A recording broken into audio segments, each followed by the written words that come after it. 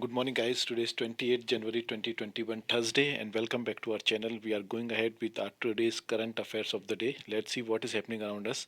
Slide number one says IMF. Now, what is this IMF stands over here? This IMF stands for your International Monetary Fund. So, International Monetary Fund projects 11%, 11.5% growth rate for India in 2021, only country with double-digit growth. As per IMF's latest World Economic Outlook update, China is next with 8.1% growth. China's growth is 8.1% in 2021, followed by Spain 5.9%, France 5.5%, and India's economy is projected to grow by 6.8% in 2022, and that of China by 5.6. In 2020, Indian economy contracted by 8%. Slide number two is coming from your HSBC Bank. It says HSBC inaugurates International Banking Unit IBU at Gift City near Gandhinagar, Gujarat. Sometimes they ask the question where the Gift City is located, so you should know it is in Gandhinagar. HSBC is one of the earliest global financial institution setting up a branch at Gift City and first bank to get a license from the newly set up International Financial Service Centers Authority. UK based HSBC has been present in India for almost 160 years. Okay. HSBC's CEO is Surendra Rosha and its headquarters is located in Mumbai. Our next slide says that US Senate confirms eminent economist Janet Yellen as the first women Treasury Secretary of the United States. A graduate of Brown and Yale, Yellen has taught economics at some of the world's most prestigious universities.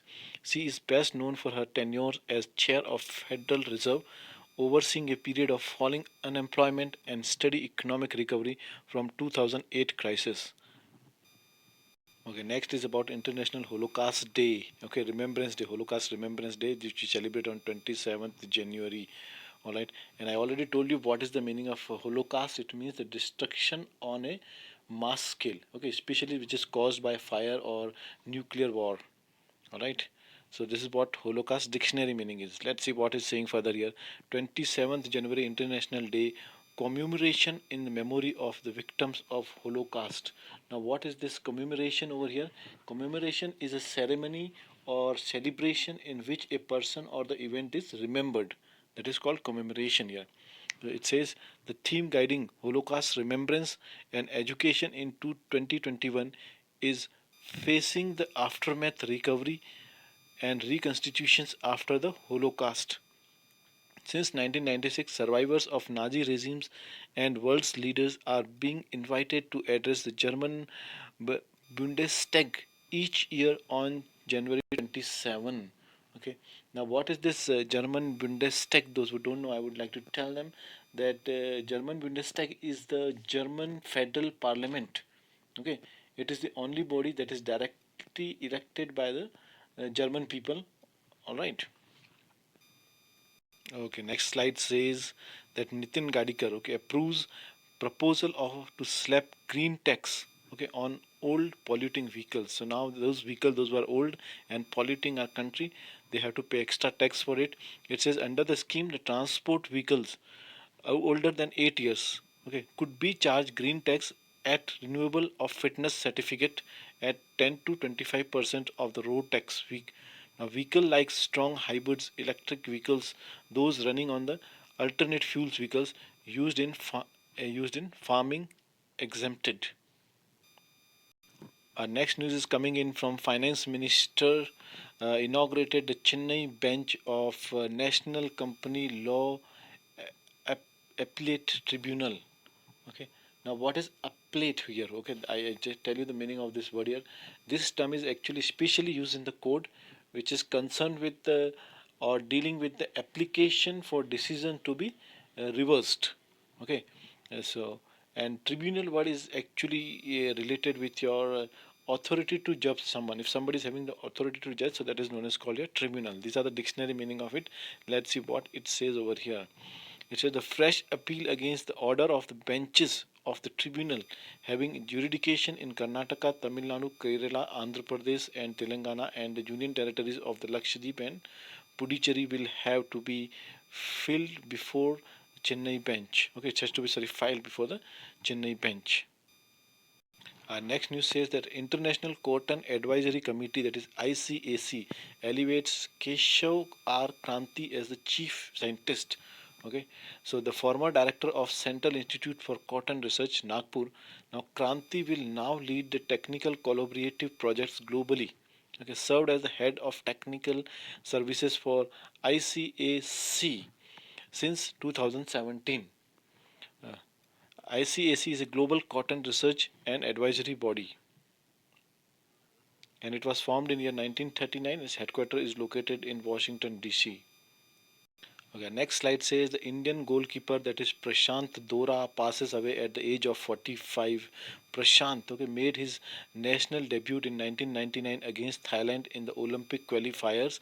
He donned the national colors again in tournament like SAFF Cup. Okay, and what SAFF stands here for? SAFF stands for South Asian Football Federation, and SAF games. Okay, and what is SAF stands for? SAF stands for South Asian Federation games, and earned a total of 5 international caps, represented Bengal in the Santosh Trophy. Okay, he played for East Bengal, Mohun Bagan, and Mohammedan Sporting Club. Okay, these are the names of the 3 football clubs actually for whom he played for. Okay, next news is coming in from Repco Bank. Okay, bags the 3 awards at the Frontiers in Cooperative Banking Awards FSBA 2020. So Repco Bank renders services to rehabilitate and upliftment of repatriates from Burma and Sri Lanka. The awards include Women Leader of the Year for Repco Bank, MD RC Isabella she got, and Best Digital Banking Award and Best Fraud Control Initiative among the cooperative bank links. Okay, so these 3 awards it has got. All right. The headquarter of Repco Bank is located in Chennai, and it was founded in year 1969.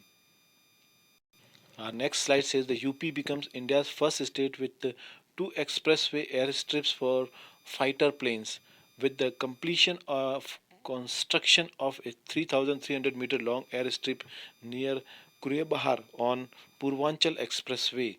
Uttar Pradesh has become the first state in India with the 2 airstrips on express highways to facilitate emergency landing and takes off the fly of fighter planes. Okay, so that is UP has become now number in this first in this the Lucknow Express Highway in UP also has an airstrip. Okay, and next news says that Election Commission is coming out. Election Commission rolls out the digital voter ID cards, that is e-Epic. Okay, the e-Epic is a secure portable document format PDF version of the e-Epic, which can be downloaded on the mobile or the self-printable form on the computer. The voters can store the card on his or her mobile, upload it as a PDF on digital locker, or print it in self-laminate. And next news is coming from RBI. It says RBI extend rupees 7,000 crore special liquidity assistance to DBS Bank. Okay, and what is this DBS? DBS stands here for Development Bank of Singapore. Funds will be used by DBS Banks India to meet its short-term funding needs after the acquisition of Lakshmi Vilas Bank LVB. This funding may be charged with interest rates close to or linked to the repo rate at which the RBI usually lends to banks. Next news is coming from the bullet train project of India. Soon we may be able to see the bullet train in our country also. So it said consortium. Okay, what is consortium here? Consortium means the association of 2 or more companies. When 2 or more companies work together or the partners work together, that is known as called in English. We call it consortium. So it says consortium of L&T Japanese IHI Infrastructure Systems bags rupees 1,390 crore contact for steel bridges. Okay, it is estimated that about 70,000 MT of steel will be used for the fabrication of 4.5 kilometer bridges for Mumbai Ahmedabad Highway Speed Rail Corridor. In total, 28 steel bridges. Okay, with individual spans varying from 60 meter to 130 meters will be constructed. Well, let's look at the next one. It says India among the top 10 countries most affected by climate change. Okay, so German watches Global Climate Risk Index 2021. It says that 8 of the 10 countries most affected between 2000 to 2019 are developing countries with the low or lower middle income per capita. India ranked as the 7th worst hit country in 2019, and due to cyclone Idai, Mozambique and Zimbabwe topped the list. Our next slide says Andaman Lieutenant Governor flags off the 14 electric buses to control pollution. The project of 40 electric buses is being executed to NTPC Vidyut Vipar Nigam Limited, a 100% subsidiary of NTPC Limited, a PSU under Ministry of Power. The buses will help cut down tailpipe emission and provide comfortable public transport. And LG of Andaman is DK Joshi. Our next news says Operation Sardhawa by Border Security Force concluded. It aimed to increase security on the borders in Jaisalmer. The operation will continue till January 27 with an aim that there is no intrusion. This enhanced the security came ahead of the Republic Day. Special police checkpoints along the borders will also be set up. BSF runs the same operation that is called Garm Hawa in summer season also. Okay, our next slides is coming from West Bengal Sundarbans. Here it says Sundarbans home to about 428 species of birds. Records ZSI. Okay, now what is this ZSI over here? It's a Zoological Survey of India, and this was established on your 1st July 1916. Okay, so the birds of the Sundarban Biosphere Reserve. It says Sundarban covers 4,200 square kilometers of area. Okay, is the part of the largest mangrove forest. Okay, so they may ask you where is the largest mangrove forest is located? Sundarbans. Okay, in the world, and also the World Heritage Site and a Ramsar site. India has 1,300 bird species. Okay, how many? 1,300 bird species. 428 birds include masked finfoot and buffy fish owl, which are recorded only from the Sundarbans. So in India we have total 12 species. Okay, 12 species we have, and out of 12, 9 are almost 9 are found in our Sundarban area only. So guys, this is the last slide of our day. It says that Maharashtra launches jail tourism initiative from Pune's Yerwada jail. Okay, it says the initiative was launched in a move to help students, okay, to learn about the historical experiences.